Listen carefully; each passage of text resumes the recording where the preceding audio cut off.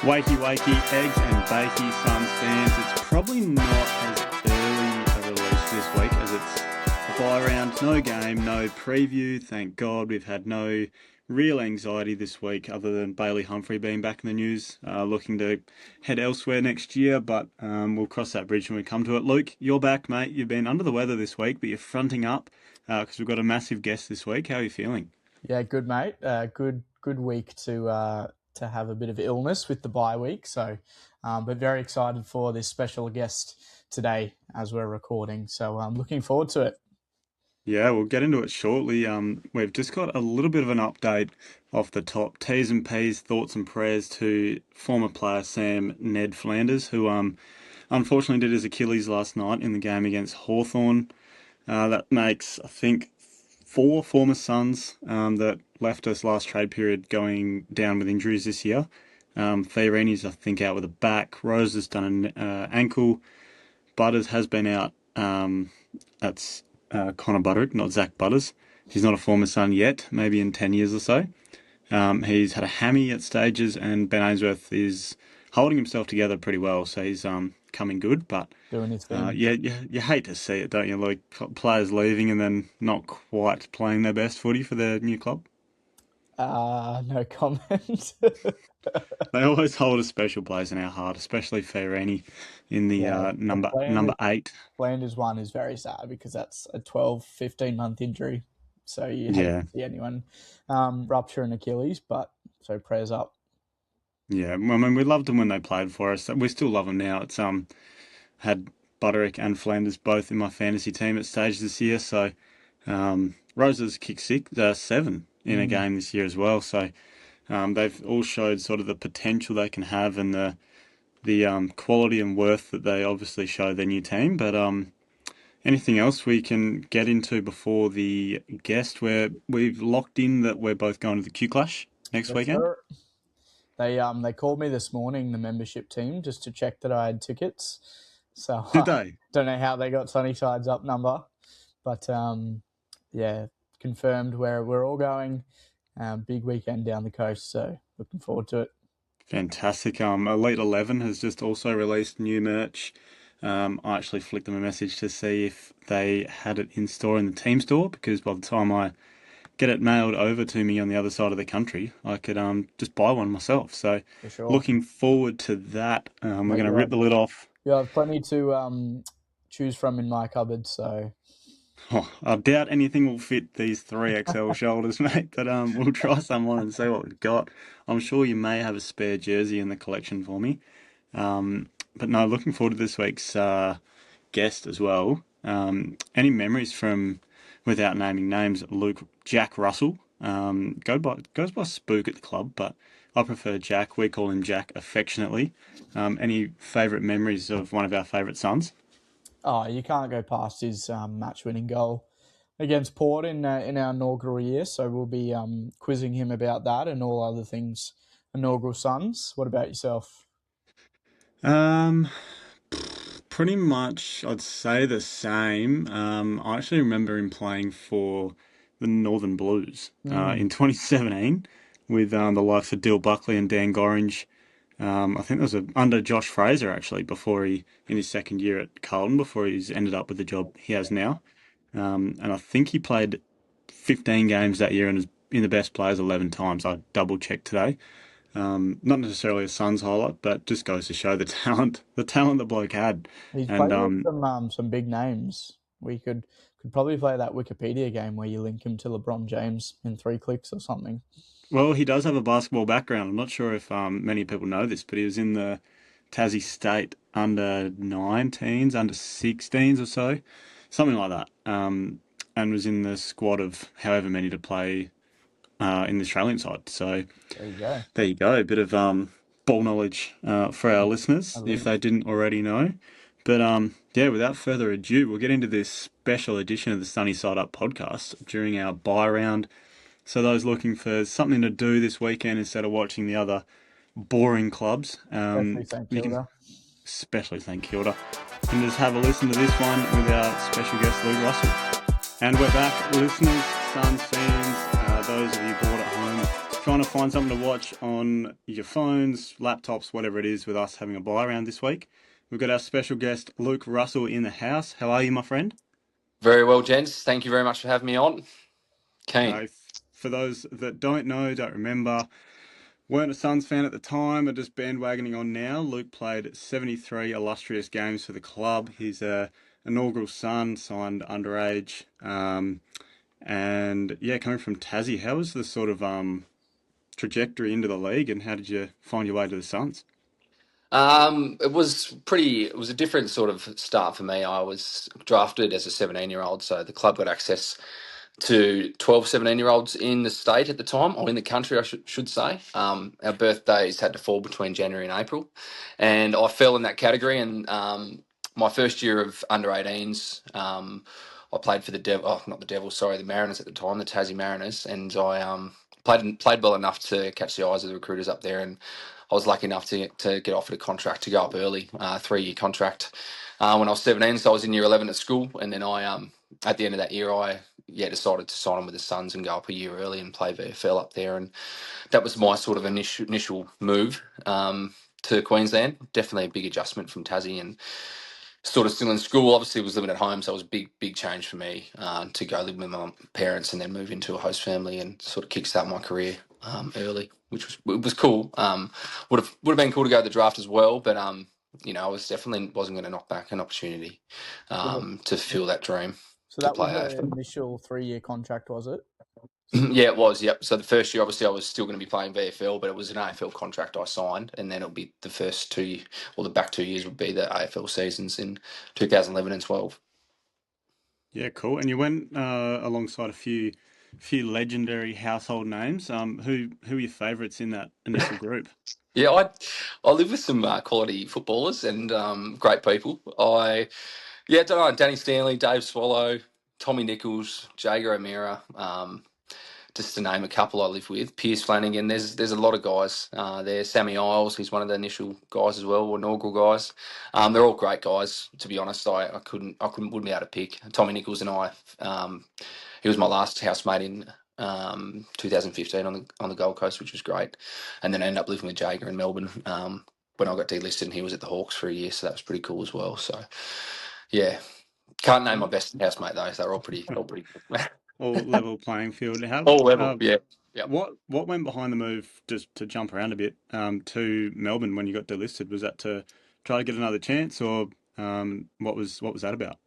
Yeah, that was trying another chance. I think I wanted to also be closer to home. Obviously, being from Tassie, it's an extra couple of hour flight to get to Gold Coast, and it was easy to see my parents, and they can come over to Melbourne and watch. So I wanted to try and have another crack playing AFL. Missed out in the rookie draft, um, and then I went and played with Josh Fraser at Northern Blues at the time, Carlton's affiliate, and so they were the Northern Blues then.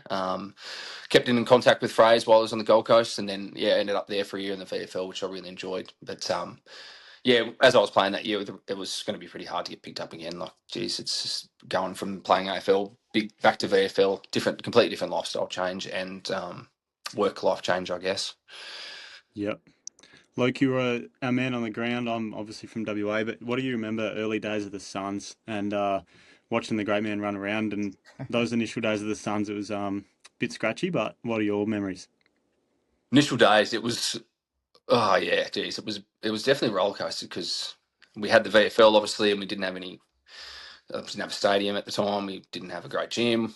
We didn't have a great gym for like 6 years actually. But it was a lot of back and forth, different grounds, VFL, and then a full preseason um, to get us ready for AFL. And that was again, it was just stop start for me. But it was cool that we obviously got to Gary Ablett and some big signings to play alongside him was pretty cool. In the early days, it was just so many young guys up there. Like I think there was like 25 kids, or not kids, but teenagers on the one team. So that was never Yep. really going to go great, I don't think. Just with the lifestyle and everyone was so competitive, not knowing what the AFL was all about. And I think that initial first few years, I think there was a lot of games sort of pumped into us just to give us experience. So I think we're thrown in there a little bit because I probably wasn't quite ready, but being up there and being one of the players that picked up, obviously I was going to get a look in. but I had a few injuries and probably physically wasn't ready. But very grateful to get my crack at it. But yeah, frustrating. I was a sub a lot as well initially, in the early days. So yeah, definitely had some moments. But Yeah. yeah, each year got better, obviously. Thank God they got rid of the sub rule. Am I right? Yeah, look, I reckon I would have been probably the sub the most at the Gold Coast, to be honest. Wasn't my favourite, that's for sure. Just to play a quarter every weekend The and then bloody red run up vest. again. Yeah, yeah. I think had the green a lot and then subbed off a few times too, so that wasn't great. So, but yeah, it was all trial and error really. Those initial first few years, in terms of playing senior footy and then trying to get a spot and then trying to hold that spot as well. So yeah. We were talking before, Lockie and I, about your two locker mates, number 7 and number 9. What was that like walking Oh, in? I think you yeah. mentioned before you didn't know who Carmichael was. No, I didn't, mate. I didn't know who he was, and then because Tassie, we don't really follow the rugby at all or anything, and but no, Carmichael was actually a great person and a super athlete. Like, I was so impressed with him, just the way he could actually go and play football from playing rugby all those years, or league. I'm not sure if that's the same, mate. But and then Gaz on the other hand, it was two like ultimate professionals, and then obviously Gaz being Gaz, he was just watching him train and go about his business. He was unique in the way he did things, and then to see him on the football field was something else. But he was so down to earth and great to share a locker with because you could always, very approachable, and you could always go to him if you were struggling, and he was very open and. He did some great things, and obviously he's probably one of the greatest players to play the game in my view. So, I was very lucky with my locker situation. Definitely. And we hear, all the stories about the demountables and Yeah, yeah, the yep. baggy old singlets and Cavalav. Are there any Yeah. lesser known quirks from the early years that not many people touch on? Oh, it's lesser known quirks. Don't know, mate. It was all, yeah, geez, at our room when we hung out, like the chairs, the couches they gave us, and we had like a bed in there. It was just like it was a lot different than what it would be now, I reckon. And it just held for so long. We did it every year. We just had these little demandables, and the decking was always getting fixed, and yeah, it was interesting. But I didn't know any different. Like, I just thought, I hadn't been to another AFL club, so yeah, it was probably you've probably heard all the stories about most what they've said about the place, but it's definitely improved now, obviously, and that was the year I got delisted. That all happened, so I sort of missed out there as well. Yeah. What was it like sort of going to, I mean, I guess you, like you said, you don't have much to compare it to, but what was it like having to sort of, not necessarily being a younger player, but having it sort of thrown on you to help build an AFL club? What was that sort of like internally, and the sort of different approach to trying to join and find your feet amongst the senior list, whereas you're kind of all building it together in a sense? Yeah, yep. I think we were obviously, like you said, we're all coming through at that same age. It was about 15, I was probably even 20 as each year went on. That same group of guys obviously kept playing each year until they went their different ways and whatnot. But yeah, it was hard because you had to build a whole culture from the start. And none of us really knew what culture was or football clubs were. We all just got drafted out of playing under 18s, and then go into an AFL club where there's a handful of senior guys around, and then there's guys that come from different backgrounds and whatnot from different clubs. And then we were trying to create this culture, and then we had we had Bluey McKenna, and then we had different CEOs and we had different coaches. So it was actually really hard to find any continuity anywhere really. So yeah, it was pretty challenging, I think, and I think it's good now that the club's going great. But initial days, I don't think anyone really knew, what was going on because it was just so many different opinions going on, and like I said, the changes in different seats was always happening. Yeah. I mean, those early, I remember watching at the time and I remember watching earlier today, Favourite Sons episodes. We had Yep, the new caretaker coach at Carlton, Josh Fraser, hosting the yep, first three, and then I think yourself jumped in. yep, And featuring, I think, very prominently was Ken Hinkley and Dean yep, Solomon as well. Did you yes, picture yep. those three to be in for the top jobs one day? Yeah, I definitely think I knew Kenny was always going to be going to that next level. And obviously what he did at Port. And then Josh and Dean, I thought they were terrific coaches. Really connected with those guys on a personal level.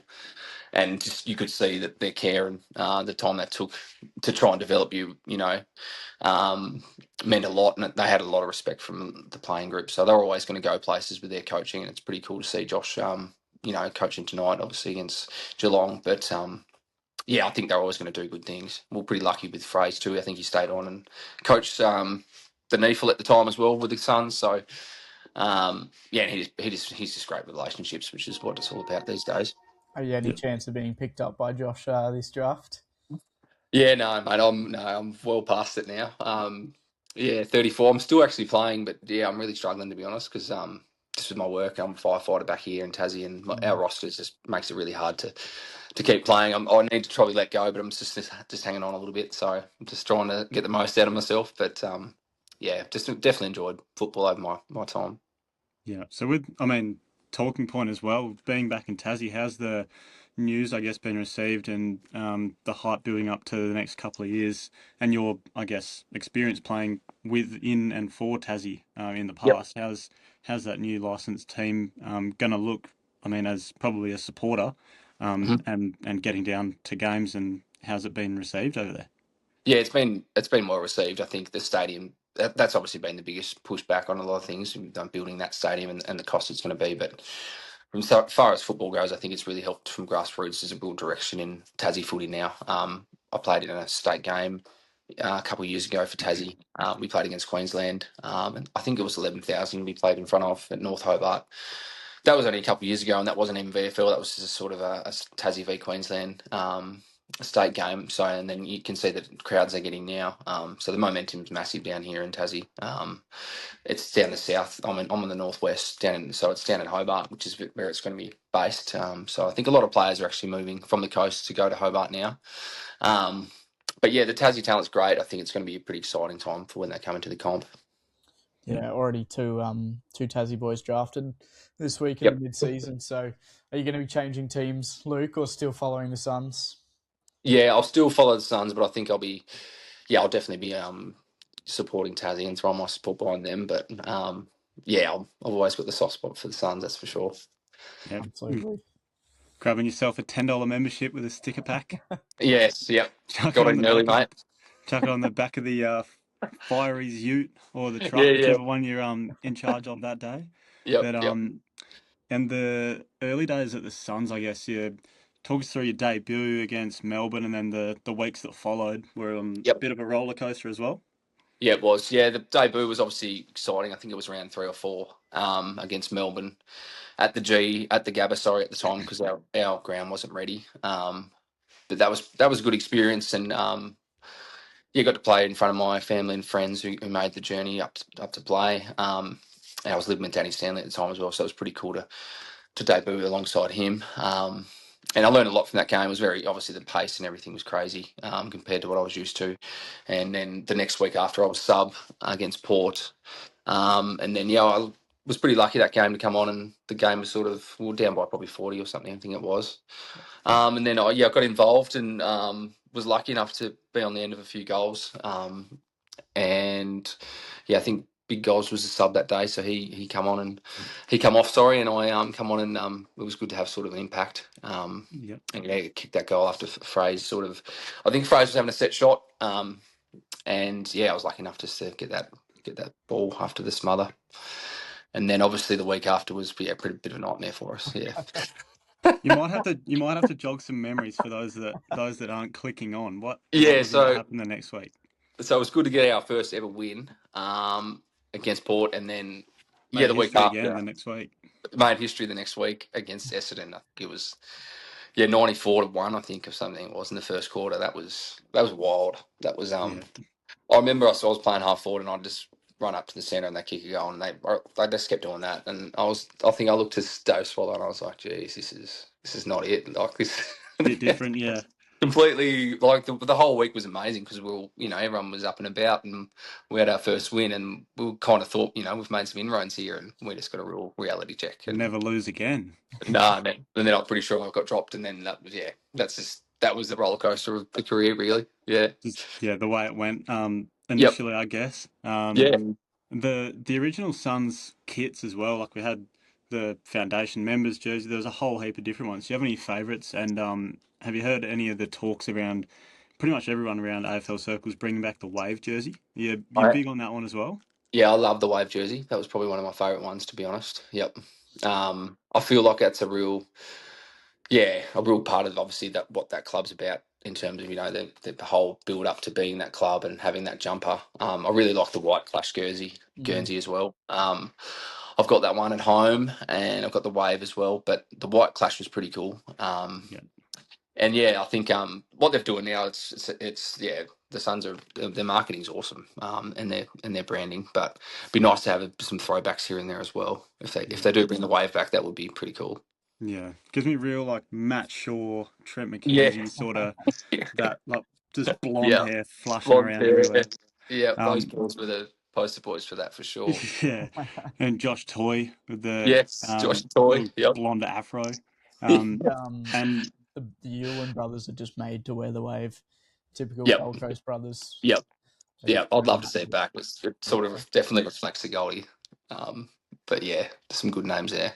for yeah, sure. you mentioned the club now as well, and I just from listening to past players and sorts of things that the club's doing a bit more to get those past players back through the doors and at games and functions and things. I think the one next up is the Q Clash next Yep. weekend. Yep. How have you sort of, if you've been back, how have you seen sort of the contrast in how it was when you were sort of last there compared to now?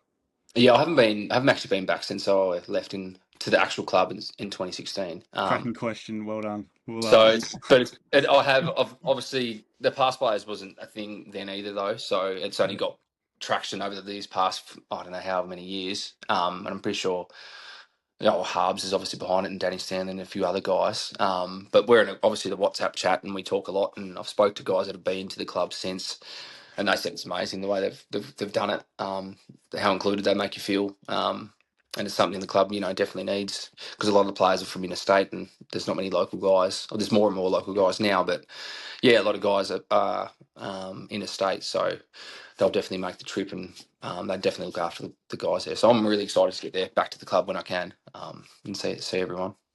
Obviously, no one will be there that I knew because they're all probably finished now. But I think Took is probably the only one. Yep. He sort of Well, started when I finished. So I think Seko's Dave's still still playing there. VFL, believe Yeah, it or not, Seko as too. well. yeah, I did see that, and then I did see Dave playing in VFL initially, but I'm not sure what Dave's doing now. If he's running around in Surfers Paradise, I think. But Yeah. yeah, Seko he's an animal. He'd probably still be playing AFL if I'm being honest. But yeah, it's good to see past players like working for the club too now as well. That's pretty cool. Definitely, yeah. I think Dim has definitely been a big part in that, bringing the past players back, and especially Yep. seeing the jumper presentations. Seeing a Yes. lot of the Yeah. boys come back, Brownie and Piers even, and a couple others. So Yep. hopefully soon they'll ask you back to present the next number 8. Yeah. Look, I would. Yep. Love to do that, but I reckon Lombard's going to be in there for quite a while. Yeah, I don't reckon he's going anywhere. So, but yeah, exciting. Sort of. It's cool to always watch the game and see past players in the jumper. I think Braden Fiorini was the last one, and then yeah, it's gone on to a very good player. So 100%. So you watch a fair bit of the Suns now. yes, yeah, I still watch the Suns when I can. If they're on, definitely, I'll definitely be tuning in. I struggle to get through full games these days, just with the lifestyle and young family and stuff and work. But yeah, definitely when Dim has taken over, it's been an exciting brand, and obviously last year was massive too, and with Dave and the finals and a pretty cool time. Yeah. What were your, I guess, emotions watching that game as well? I was there live, but Yep. what was it like as a past player watching that elimination final and Dave Yeah. kicking the goal that wasn't and most conveniently ended up a point? Yeah, no, it was huge. I was sitting at home here and I was screaming and whatnot. And I think I was talking to a lot of guys and we were trying to line up tickets already for the grounding because we were pretty excited. But yeah, obviously Brisbane were too good. But I think there was a lot of excitement after that game and massive chance and belief that we could be going to a grand final. So that was it was a very cool time in the Suns' history, that's for sure. Couldn't have been scripted better, I don't think. No, I know it should have just been a goal. Like, I mean, it didn't matter at the end of the day, but yeah, the goal would have just made it. Much better. Yeah, we mentioned briefly Dimmer, and his sort of impact on the club. How was it, I guess, for you early days with your different coaches? I guess it was probably more of a team effort than individual coaches trying to get messages across and guide things through. But what were your sort of early recollections of Bluey and then, if yeah, Rocket and all the coaches there? Yep. I had pretty good relationships with all the coaches. Bluey was really good. He was very enthusiastic and different in his own ways, the way he went about things. And then after he left, Rocket come in. But yeah, Bluey, like back to Bluey. Sorry, we had some really good, like he did some really good things. Don't get me wrong. I think he did. He had a really tough job as well, taking on a brand new football club and juggling that itself would be hard. And building a relationship with 45 players, any coach, take the hat off to him.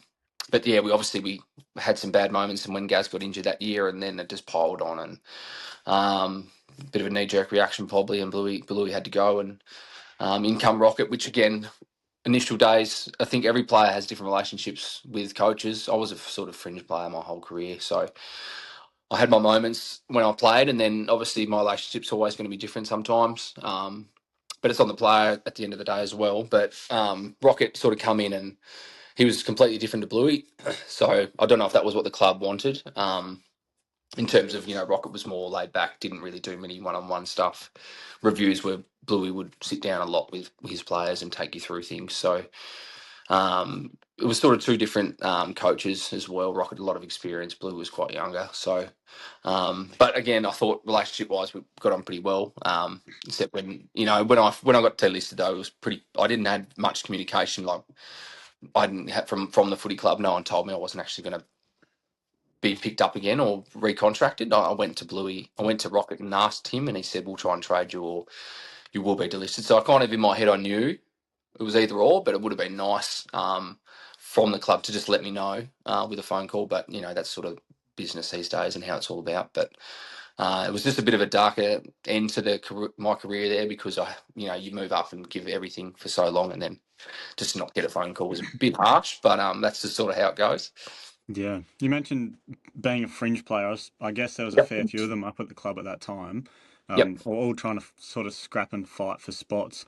How Yes. does that sort of impact on your time, and not necessarily looking back, but how does it sort of impact your time at the club and sort of getting to terms with being an AFL player and moving up out of home? How's it all sort of blend together? Yeah, I think it was obviously I thought I was good enough to be in the team, so um, but I'd have a few weeks stints and then I'd miss a few. I'd be one of the first to probably miss out, and then there's definitely a few years where I played some good football and managed to hold my spot in the team for the season, which was nice. But tack on some injuries. I had 3 hip surgeries and had a shoulder and a few other things while I was over that 6-7 year span I was there, whatever it was. So that was challenging too in itself to juggle, the injuries. Plus, we always obviously we didn't finish high on the ladder, so we're always bringing in this talent every year. So it was so competitive, like it is every year for any other club. But when you're drafting high draft picks and stuff, they're going to play early, so there was always pressure.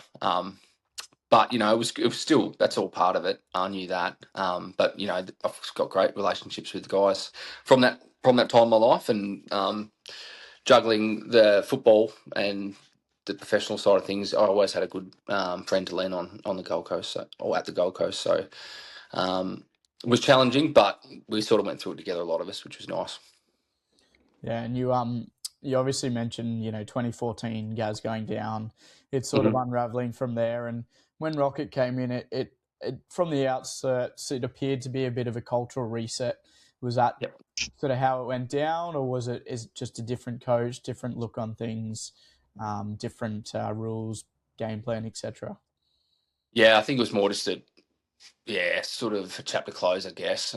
Sort of restructured things, and that culture we kept trying. I think that was the thing. The culture was always not only did we have different coaches, we had different strength and conditioning coach every year, nearly for 3 or 4 years there.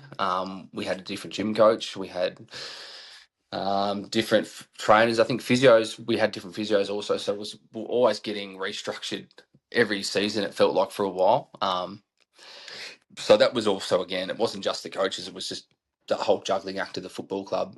We had a new CEO, Travis Auld was our initial one, and then obviously when he left, I can't remember the gentleman's name, but he was only in that chair for like 2 years as well, and then John Witherick, I think, and then Cochrane came yeah, in.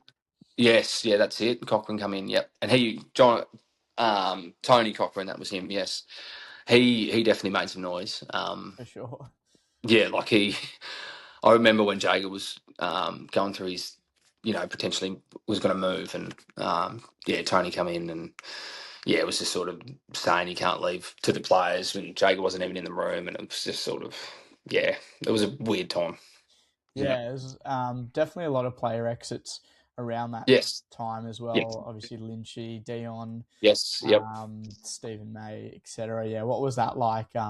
You're trying to get a game, and blokes are walking out the door left, right, and centre.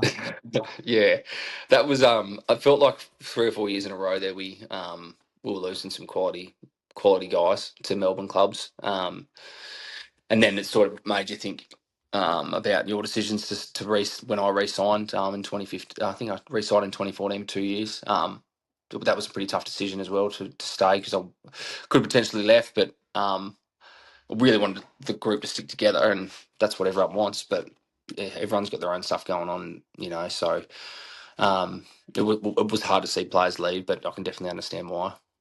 Looking back now, at the time, it's a bit. Everyone's got to do the right thing for themselves, but when you're trying to build a culture and whatnot, and people are leaving, it's like, right, this is pretty tough work. Yeah. Yeah, you mentioned before as well all the turnover in physios and all that kind of thing. Yep. And obviously players wanting to go. You have to sort of think about those players that left their old clubs, like Danny Stanley, Josh Fraser, Gary Ablett. Yep. How was your sort of experience watching them come into their new environment? Not like putting words in their mouth or anything, but it would have been quite a change. Yep. Was there much sort of conversation between those younger players and those older players about what other clubs are like, or was there sort of just take it as it comes? Yeah, I think there was a fair bit of conversation around their experiences and what they like. Danny come from Collingwood, and that's obviously a very well established club, huge following. And come to a club that was starting off fresh, coming to a state where it was predominantly rugby, and it was just a complete, change for him altogether. And Gaz was the same. Obviously, Fraze, like these guys come from some big clubs. So don't get me wrong, we had so many leadership meetings and culture stuff, and the club went to massive lengths for us to learn about culture and try and create our own culture. And I think we definitely laid the foundations, I guess. But it's one of those things that was always going to be challenging with the young guys moving and then leave, like Lynchy and all these guys going. And you look at their careers, and they've had great careers. And it only makes you wonder what could have happened if they stayed. But yeah. And any good rocket sprays that you remember from your time? Yeah, definitely. Definitely got a good one from him one day. He was an angry man, Rocket. Like as you know, like he was wild. I think every time, like especially when I played, I remember I made a few mistakes, and I'd look up on the big screen, and I could just see the camera just on Rocket's face. It's just absolutely cursing, and it was probably pretty personal. But he got me on the phone one day, and he just said he'll never play me again if I kick it long down the line to Sandilands, because I was playing against Fremantle, and I was like, yeah, sweet, like it's good for my confidence. I'll go back out there and. But he's just in the But after the game, he'd come up and be like, "Great game, mate." Well, like it's like he just had to have a real vent and get personal, and then act like nothing happened. So that was a big change. Yeah. Yeah, you do hear a lot of stories of him being pretty black and white. Like Yeah. So. And then and just like I said after the game and stuff, it's like nothing ever happened. Like move on quickly. Yeah. You did also just unlock a little memory in my brain that you actually had 2 Brownlow votes against Fremantle once. Did that Yes. sort of spark that as well? How did that happen? How did the votes happen, or how did? No, you're obviously a very good player, but how does that sort of light the fire under you? No, look, Different game or same game? It was actually a different game. I think I got that initially. I think it was my second year. Against Freo, I got 2 votes. And I actually feel like against Freo that day, Rocket sprayed me. I actually went okay as well. But yeah, when you get a spray like that, it hurts. But I think that was a bit of a shock that day to get the Brownlow votes. I remember watching the Brownlow and my name popped up, and I thought, oh yeah, geez, that's a little bit surprising. But as you know, Not mate, not to the fans, mate. Not to the fans. It was a surprise you weren't involved with the other rounds. That was the yeah, big that's right. surprise. No, it was good. I went back and looked at the stats and stuff, and I was like, no, it was good to get some votes and recognition, and especially that early on in my career, it's only 2 votes, but I know a lot of players don't go, or they might go the whole career not getting a vote. But yeah, like I said, we had a lot of good young players, and I don't think we beat Freo that day, but Freo were like playing grand finals, like finals consistently. Those early 2011, 12, 13, I think they were around grand final one of those years. So good team to play against. It was good to get some recognition. But yeah, it was always nice. Yeah. Absolutely. And speaking of some other big things, not only your Brownlow votes, we've had some mail that not only are you talented on field, but just as talented off field. Tell us about this Grammy Award-winning song, "How." Uh, yeah, Joey's obviously told you about that one. Yeah, I don't really. We had a lot of time when we were initially there. We went around to Dave Swallow's house. Dave lived with Trent McKenzie, Brandon Matera. I think someone else maybe. No, it might have been them 3, and then Joey and all the boys would always go over there, and we'd just be. Yeah, we ended up making some songs, and Joey's a bit of a, likes his DJing and stuff. So we had a bit of a song about the pre-season, I think it was, and a few individuals at the club, and yeah, it was just a bit of fun, I guess. Who was I'm on sure he's got the vocals? audio somewhere, but Who was on the cymbals? yeah, we just sort of had too much time, mate, on our hands, clearly. Yeah, and there would have been the old FIFA tournaments back in the day as well, Yes, wasn't there? we had a lot of FIFA tournaments. Steve May very good at FIFA, and Trent they were. Tommy Nix actually as well was really good at FIFA, but yeah, that was the other cool thing, I guess, because we're all from not from the Gold Coast. We all relocated there, so we didn't have family close by, so we literally always were hanging out with each other on our days off, which created a real strong friendship group, and we got to play a lot of football together, and yeah, it's pretty crazy that Lynchy's still playing, I think, in my eyes, and obviously Dave. They've both had great careers, and Lynchy's yeah, I finished in 2016, and he's still going 10 years later. So yeah, it's pretty cool times that we had. Definitely, like it's good friendships, but you sort of step back and think, yeah, it's hats off to these guys that have done all these pre-seasons and stuck in there, because it is challenging mentally as well, and physically, and all the other things when you're on a list. Yeah, even players like Dion Prestia that's sort of always going down with injuries and that sort of thing just tend to bounce back up. Obviously, Yep. him and Lynchy both probably have more injury-prone games than full games lately. But yeah, it's impressive to see, especially with Pendles playing his 433rd game last week. Yeah. Yep. It's just crazy to think about longevity in the game. But back on that culture piece and all the young players sort of getting around each other, watching favourite sons, I think, growing up, watching the Suns, so that's the only real insight you had to the club sort of thing, sort of building it. We mentioned Josh Fraser. He was obviously coach at Carlton now. He's one of the inaugural hosts. Do you have any favourite hosts? We're going to list a few and get you to blind rank them if that's all right. Yeah. All right. Let's do that. All Yep. right. So there's 6 if you're looking to hold some as your favourite, or but this may reach them. So keep that in your mind as well. Yeah. True. Yes. Yep. So number 1, Tom Hickey. Oh yes. Yep. I remember. Yep. Oh, are you going to reel them off and then I'll rank them, or?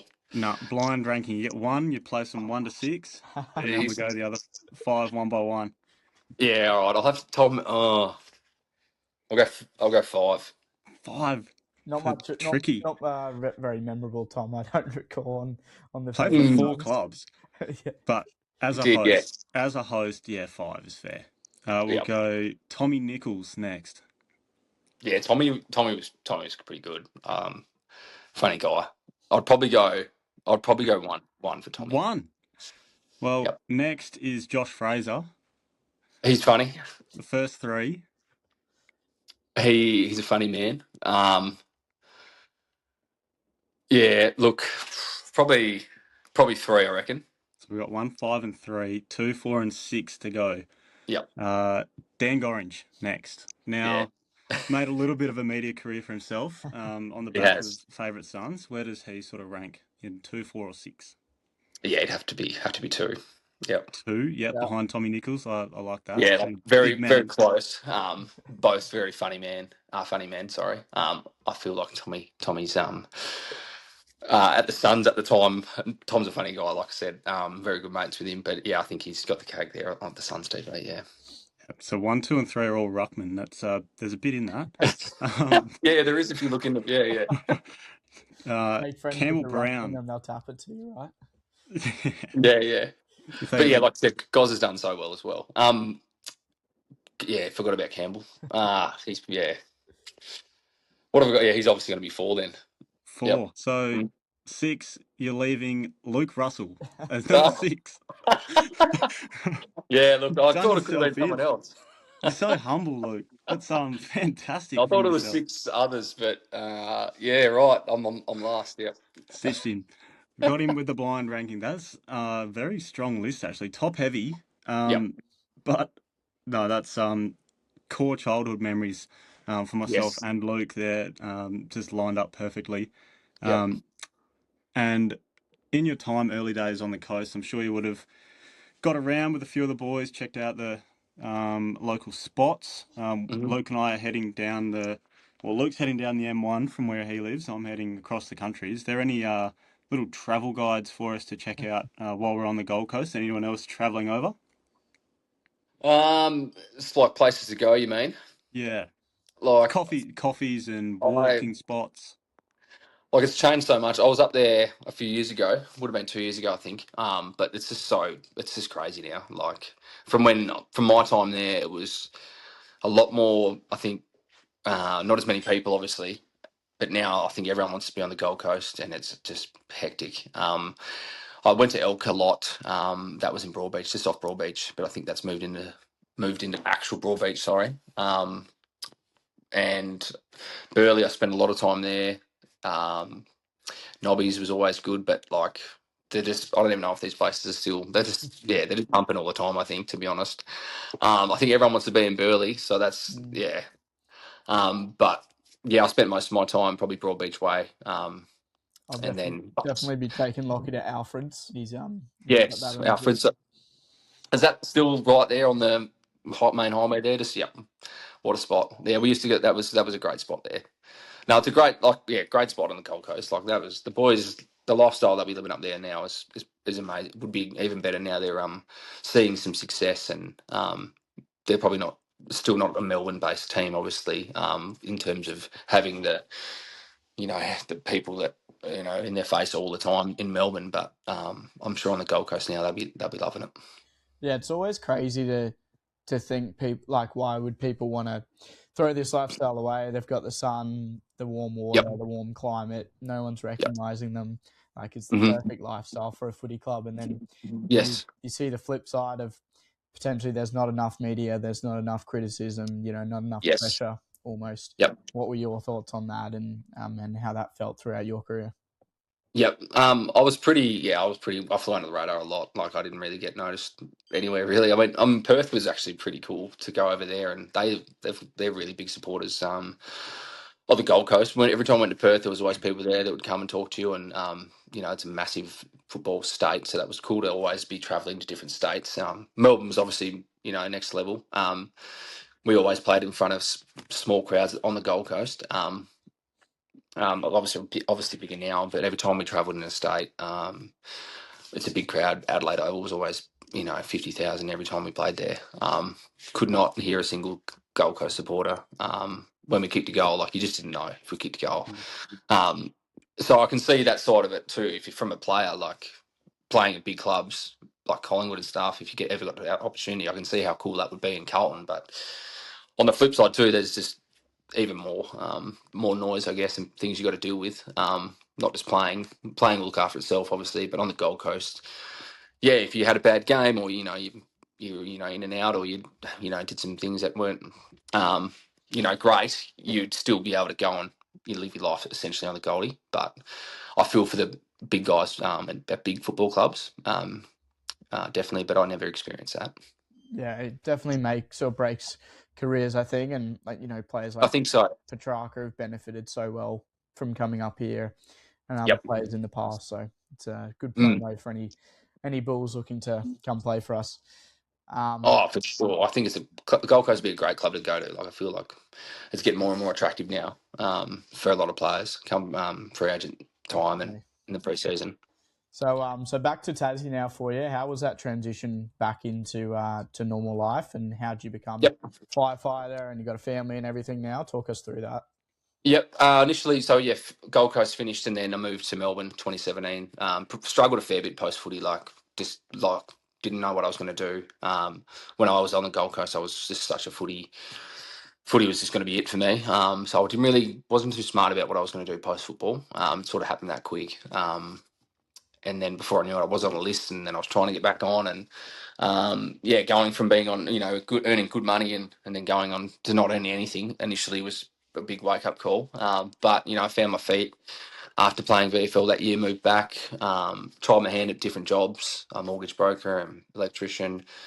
I was in insurance as well. I just juggled around trying to figure out what I wanted to do, and I applied for the Fireys a few times. Got knocked back once, and then applied a couple of years ago and got in, luckily, and I've been in for 3 years now, and for the Tasmanian Fire Service. So that was something I always wanted to do in the background, but initially, it was just finding my feet and figuring out, how life was going to look. And then, met my partner in Tassie, and got a 5-year-old now and a 2-year-old girl and a 5-year-old boy. Sorry, so loving being back in Tassie, especially moving away as a young kid from my family. Was had that time away.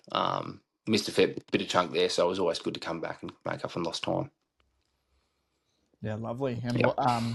tell us about life as a firefighter. What's that like? What does your week look like? What do you love about it? Yep. So we work 2 days, 2 10-hour days, and then 2 14-hour nights, and then we have 4 off. So the roster, it's pretty amazing because I'm only at work for the 2 days, and then essentially I got 6 days off. I've got my nights, obviously, but the jobs, Burnie, where I live, is about 30,000 in the community. So we have the one station in Burnie. There's usually 4 or 5 of us on a shift, and then that's us. We'll work there, and there's 4 other shifts on. There's the A, B, C, and D shift. I'm on D shift, and then we respond to obviously all calls and in terms of road crash rescue, and obviously in the urban space, house fires, community services.